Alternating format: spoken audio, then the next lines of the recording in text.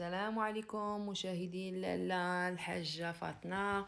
اليوم درنا الشيفرون، سلقناه مزيان. كاين اللي كيسلقو، كاين اللي كيبخرو، على حسب كل واحد وكيفاش الطريقه ديالو. المهم حنا غير سلقناه، ما قويناش له الماء بزاف، خلينا حتى شرب داك الماء ديالو مزيان وصافي. وحاولنا نتسلق مزيان، حاولنا نقطعو غير بمعلقه ولا موس.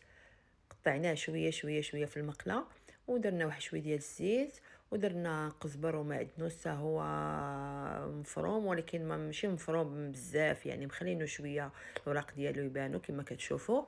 ودرنا واحد شويه ديال الكمون، والملحه ما درتهاش لانه سلقت بها الشيفرون المره الاولى.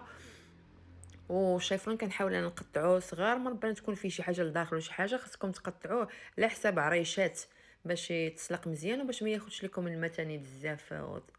صافي ولحنا عليه شويه ديال الكمون، شويه ديال البزار، وخليناه هكا فوق البوطه، ولحنا عليه واحد جوج بيضات. صافي وما نقولش لكم كيجي كيشهي واعر. نتمنى حتى نتوما ديروه وتجربوه ان شاء الله.